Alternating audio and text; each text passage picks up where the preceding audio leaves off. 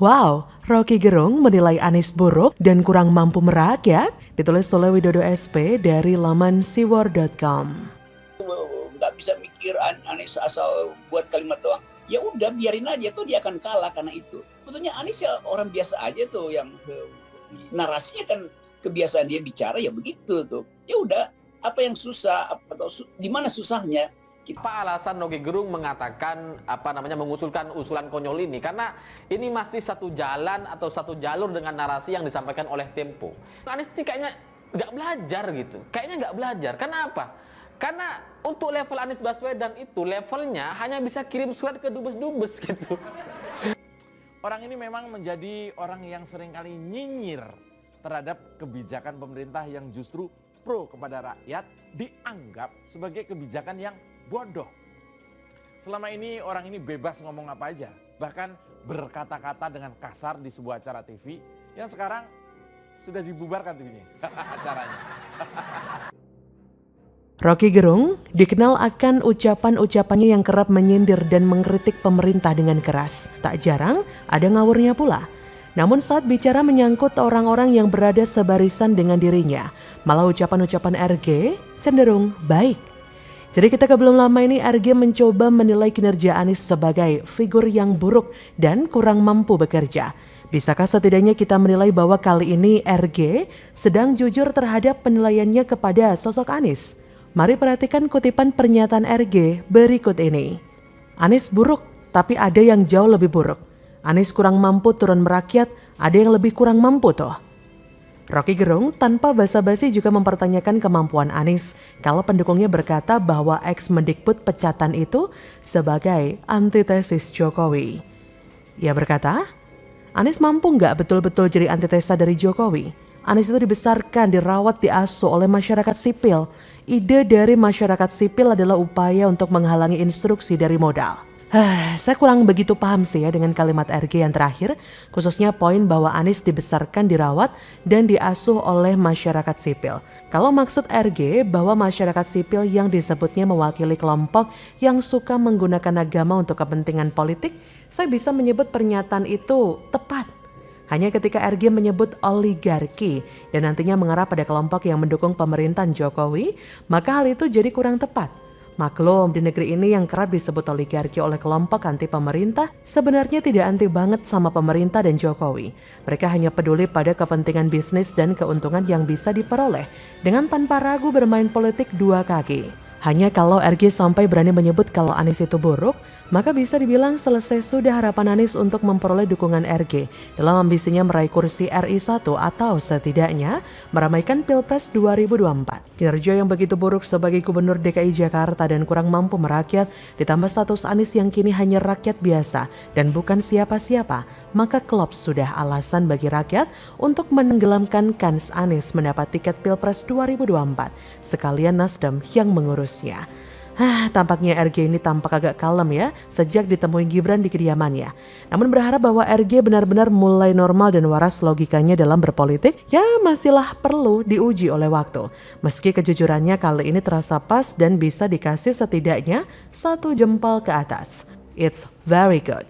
Begitulah kura-kura. Bagaimana menurut Anda?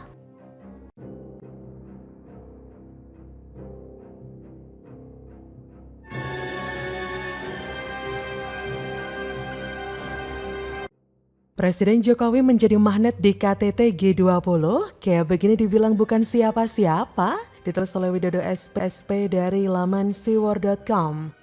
Indonesia sebagai pemegang presidensi G20 dari awal sudah menyampaikan mengenai tema Recover Together, Recover Stronger.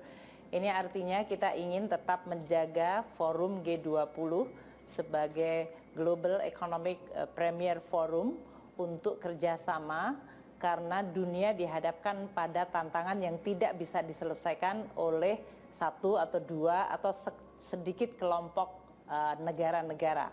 Kalau kita bicara mulai dari pandemi, ya, di mana Indonesia menganggap bahwa pemulihan dari pandemi masih merupakan tema yang penting dan relevan. Kemudian kita bicara tentang isu climate change atau perubahan iklim, isu geopolitik sekarang ini yang menimbulkan eskalasi terhadap risiko ekonomi global, dan juga isu mengenai digital teknologi. Jadi buat Indonesia dengan hadirnya para kepala negara dari negara-negara yang menjelaskan 80% lebih dari perekonomian dunia dan lebih dari 60% populasi dunia, tentu memberikan sinyal yang sangat penting bahwa kita sebagai host dan sekaligus pemegang presidensi dari G20 mampu untuk terus menjalankan fungsi menjembatani berbagai perbedaan untuk supaya dunia, dan tentu ini pengaruhnya sangat langsung ke Indonesia, akan dalam situasi yang jauh lebih baik. Pertemuan KTT G20 yang berlangsung di Bali 15-16 November 2022 sangat menarik untuk disimak. Tidak hanya karena Indonesia menjadi tuan rumah pada ajang pertemuan bergengsi dalam dunia internasional ini, tapi juga karena di sana ada sosok Jokowi. Ya, Jokowi hadir dalam KTT G20 bukan hanya sebagai Presiden Indonesia menjadi anggota dari negara-negara dalam kelompok G20, melainkan karena Jokowi saat ini menjabat sebagai Ketua Presidensi dari kelompok yang mewakili lebih dari 2/3 penduduk dunia itu. Posisi tersebut semakin memberi pengaruh penting bagi Indonesia dalam dunia internasional yang terlihat semakin menguat sejak dipimpin Jokowi. Inilah yang rupanya menjadi pembeda dari suasana KTT G20 di Bali. Saya pun membaca beberapa pemberitaan bahwa di sela-sela padatnya agenda KTT G20 juga akan dilakukan beberapa pertemuan antara Jokowi dengan beberapa pemimpin dunia secara bergantian dalam rangka pertemuan bilateral yang melibatkan dua negara.